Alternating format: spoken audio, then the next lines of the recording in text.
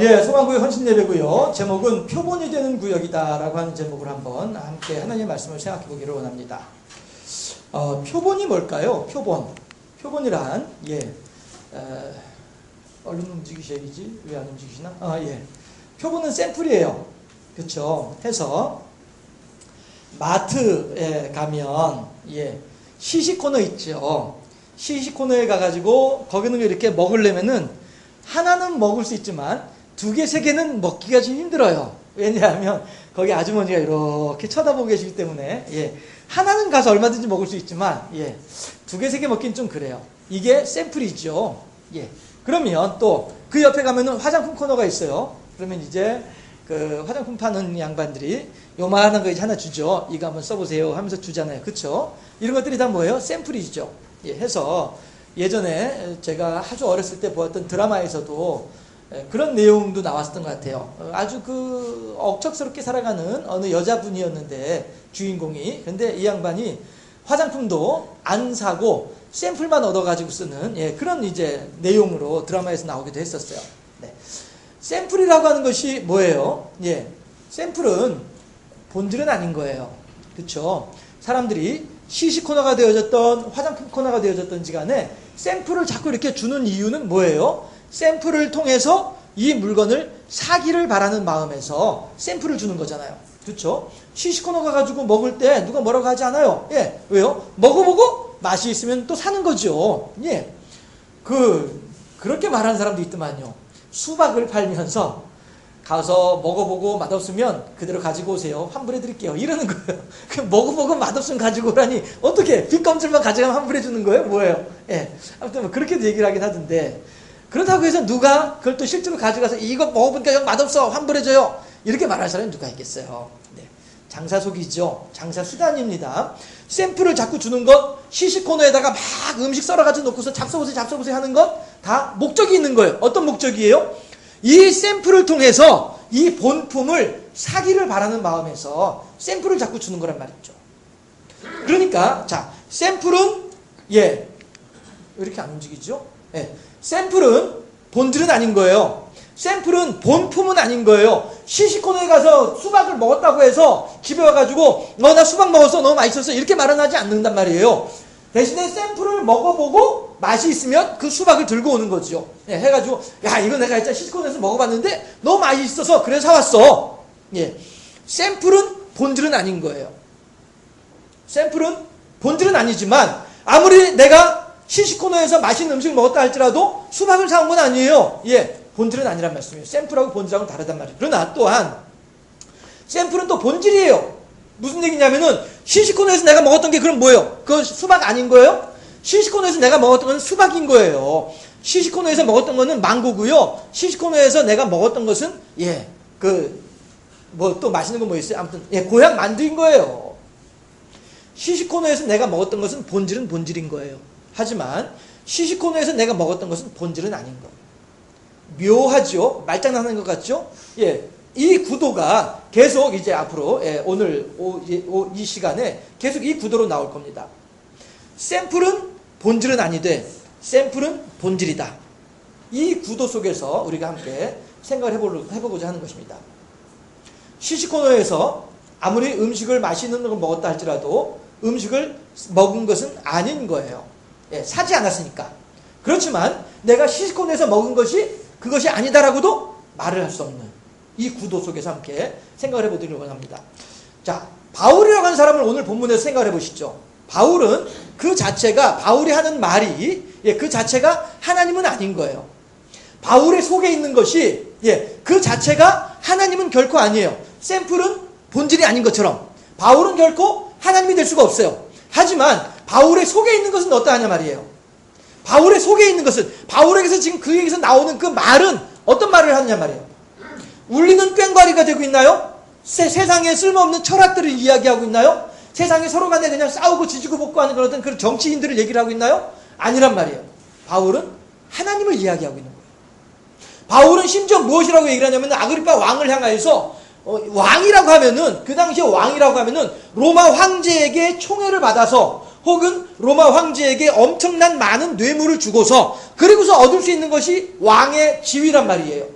다시 말해서 이 왕이라고 하는 인물은, 왕이라고 하는 신분은 지금 현재 묶여서 죄인의 몸으로 있는 바울과는 비교할 수도 없는 아주 높은 상류층에, 상류 중에서도 극상류층에 있는 사람이 왕이란 말이에요. 그럼에도 불구하고 바울이 그 왕 앞에서 하는 말이 뭐라고 하냐면은, 왕이시여, 당신도 나와 같이 이렇게 묶인 것 이외에는 나와 똑같이 되기를 원하노라 라고 얘기를 하는데, 예, 그렇게 담대하게 이야기하는 바울은 과연 하나님이냐? 하나님은 아니다. 그러나 바울의 그 담대함이 어디서부터 나오느냐? 바울이 하는 말이 과연 어디서 나온 말이냐? 그 말은 하나님에게서 나온 말이다라고 합니다. 시식코너에 물건이, 맛있는 음식이 있어도 이것을 내가 먹어보고 그 다음에 그 물건을 샀을 때에 그것이 나의 것이 되는 것처럼, 예, 시식코너에서 물건을 먹어보고 그를 샀을 때에 그것이 내 것이 되는 것처럼, 그러나 먹고 안 사면 내 것이 아닌 것처럼, 샘플은 본질이 아니되 샘플은 본질이다. 바울은 하나님이 아니되 바울은 하나님과 똑같은 말을 하고 있다. 이것이죠. 여러분 어떠하세요? 우리들은 과연 그렇다 한다면, 예, 우리들은 이 세상을 살아가는 가운데에 우리들의 속에 무엇이 담겨져 있으며 이 세상을 대하는 가운데 우리들의 속에서는 어떠한 것이 지금 나오고 있느냐라고 하는 것을 이야기하는 것이죠. 바울은 지금 무엇 때문에 이렇게 묶인 몸이 됐습니까? 하나님의 말씀을 증거한다고 하는 것 때문에, 하나님의 이 세상을 향한 사랑을 드러낸다고 하는 것 때문에, 예수 그리스도, 여러분들께서 십자가에 못 박아 죽인 예수 그리스도께서 하나님께서 높이사 우리들의 메시아가 되게 하시고 우리들의 구세주가 되게 하셨습니다 라고 하는 이 사실이 사람들한테는 거슬리는 거예요. 그럼에도 불구하고 바울은 지금 이렇게 죄인의 몸이 돼가지고 묶여 있음에도 불구하고 내 속에서 솟아나오는 하나님의 말씀을 드러내지 않을 수는 없는 거란 말이죠. 결국 바울은 이 세상을 살아가는 가운데 철저하게 한 인간으로 살아갔음에도 불구하고 인간은 인간이 돼 인간이 아닌 삶을 살았던 것이죠. 마치 샘플이 본질은 아니되 샘플이 본질인 것처럼 그렇게 바울은 이 세상을 살았더라라고 하는 것입니다. 이 세상의 육신의 자랑과 이생의 정욕과 안목의 정욕을 따라 살아가는 이러한, 예, 샘플이 본질인 양 생각하고 살아가는 그런 사람들이 있는가 하면, 또 어떤 사람들은 정반대로 이 세상은 전혀 나하고는 아무런 상관이 없다라고 하면서 이 세상에서 한 걸음 뒤로 물러나가지고, 예, 혼자서 독야청청 하려고 하는 이런 사람들이 있는데, 이 두 가지 유형 다 하나님 보시기에 건강한 신앙의 자세는 아니더라 하는 것입니다. 결국 예수님께서는 제자들에게 무엇이라고 말씀하세요? 내가 너희를 보내는 것이 이리 때에게 보낸 것처럼 생각이 되어지지만, 노심초사 전전긍긍 염려가 되지만, 그럼에도 불구하고 내가 너희들을 세상 가운데로 보내야만 하겠다. 왜 그래요? 예, 가서 하나님의 말씀으로 그들에게 전달해 줘야 되니까. 과연 전하는 자가 없는데 어느 누가 전달받을 수 있겠느냐라고 하는 것입니다. 알려주는 자가 없는데 어떻게 알게 될 것이며, 가르쳐주는 자가 없는데 어떻게 알 수 있겠느냐라고 하는 것입니다. 우리들은요, 이 세상을 살아감에 있어서 그렇다고 해서 그 세상 가운데 같이 그냥 뒹굴면서 세상 사람들과 똑같이 동화되어질 수는 또 없다라고 하는 사실이죠. 그러니까 예수님께서 제자들에게 하신 말씀이 너희는 뱀같이 지혜로우며 비둘기같이 순결하라라고 하시는 말씀을 하시는 게 그래서 그런가 하는 말이죠. 세상 가운데 들어가서 세상 사람들과 더불어서 어울렁더울렁 한다 할지라도 세상 사람들에게 물들 것이 아니요 도리어 세상 사람들을 물들여야만 할 것이다. 이렇게 말씀하신 분이 예수님이시다라고 하는 것이죠. 결국 바울은 이러한 예수님의 가르침에 대해서, 사실 바울은 그가 살아생전 예수님을 직접 만나본 적은 한 번도 없습니다. 다만 환상 가운데 만나본 적은 있지만, 예, 환상 가운데 만나본 적은 있지만, 예, 예수님을 직접 손으로 만져보고 같이 이야기하고 했던 적은 없다라고 하는 것이죠. 예, 그랬을 때에 바울은 예수님이라고 하는 샘플만 알고 있을 뿐인 거예요. 예수님의 말씀들, 그 당시에 세상 사람들에게 널리 퍼져 있었던 예수님에 대한 가르침들, 그리고 또한 본인이 가지고 있는 유대적인 지식과 더불어서 성경에 대한 지식과 더불어서 지금 사도들이 전파하고 있는 내용들을 같이 접목을 시켜보니까 아라비아에서 13년 동안 혼자서 이제 생활하는 가운데 말이죠. 사도행전 9장에서 하나님을 만나고 난 뒤에 곧바로 아라비아로 내려가잖아요. 가서 거기에서 13년 동안 자기의 유대적인 지식과 그 다음에 사도들이 현재 전하고 있는 예수님에 대한 내용들을 접목을 시키면서 나름대로 연구를 하는 거지요. 그리고서 나오는 것이 바울의 신학이란 말이죠. 그리고서 이제 오늘 본문 아그리파 왕 앞에서도 담대하게 하나님에 대해서 선포하는 것입니다. 구약 성경에서 이야기하는 이 내용들이 이것이었구나. 이것을 서로 간에 이제 수미상관법이라고 하잖아요. 여기 있는 내용하고 저기 있는 내용하고 서로 간에 연관지어서 본질적인 하나를 찾아내는 것. 이게 수미상관법이라고 이야기하는데, 바울이 유대적인 지식과 더불어서 유대 율법주의자들에게 그 면면이 흘러내려오던 예언의 내용들, 하나님의 역사하심들에 대해서 쭉 이제 현재 성령의 역사 가운데 이루어진 일들과 서로 간에 합쳐가지고 같이 연구하면서 바울의 신학이 나타나는 것이고, 이것이 바울로 하여금 하나님의 말씀을 증거하는 사람으로 만들어주더라 하는 것입니다. 결국 바울은 그 자신이 하나님은 아님에도 불구하고 바울에게서 나오는 것은 하나님이 나오고 있더라. 예수님께서도 제자들을 향하여서 이 세상에 파송하시면서도 불구하고 너희들은 세상 가운데로 나아가도록 하라. 그러나 세상과 같이 되어지지 말아라.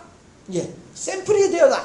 너희들은 나의 샘플이 되어라. 라고 예수님께서 제자들에게 요구하시는 내용이다 라고 하는 것입니다. 바울은 다시 말할게요. 아그리파 왕이여, 오늘 내가 이렇게 묶인 것 이외에는 당신도 나와 같이 되기를 원하나이다. 이건 무슨 얘기예요? 결국에는 내가 내 속에서 하나님의 역사하심을 따라서 행하는 것처럼 당신도 당신의 마음속에서 하나님의 역사하심을 따라서 행하는 믿음의 사람이 되기를 원하나이다 라고 하는 얘기를 하는 것이죠. 바울이 아그리파 왕에게 요구하고, 아그리파 왕에게 요구한다기보다는 부탁하고 권면하는 것은 같이 예수 믿는 사람이 되고 같이 하나님의 백성이 됩시다. 이걸 얘기를 하는 것이죠. 그렇다고 해서 다시 말합니다. 바울 자체가 하나님이냐? 그건 아니란 말씀이에요. 히브리서에서도 여호수아에 대해서 이야기를 하잖아요. 여호수아가 가나안 7 족속들을 물리치면서 이스라엘 백성들에게 가나안 땅을 준 것은 샘플이란 말이에요. 본질은 아니란 말이에요.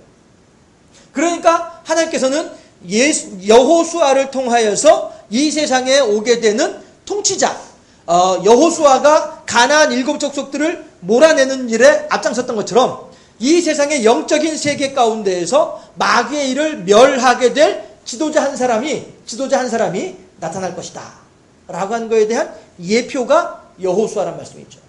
그러나 또한 여호수아가 이스라엘 백성들과 더불어서 가나안 땅에서 누렸던 평안함, 안락함, 안식의 시간들, 이런 것들은 또한 하나님께서 우리들에게 전해주기를 바라시는 본질적인 궁극적인 평안함이다라고 하는 것이죠. 우리들은요, 이 세상을 살아가는 가운데 이 두 가지 입장을 늘 가지고 있어야 되는 것이죠. 그래서 너무 세상 속으로 파고 들어가도 건강하지 못하지만 또 너무 세상을 외면하고 살아도 건강하지 못한, 풍요롭지 못한 이런 삶을 우리들이 살아가게 된다 하는 것입니다.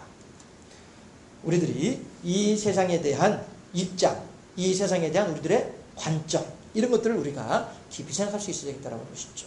결국 기준은 무엇이냐 하면은 여호와 제일주의예요. 결국 내 삶의 모든 기준은, 내 생각의 모든 기준은, 내 판단의 모든 기준은, 내 결정의 모든 기준은 여호와 제일주의란 말씀입니다. 한번 따라 하실까요? 과연 하나님께서 기뻐하실까? 이거죠.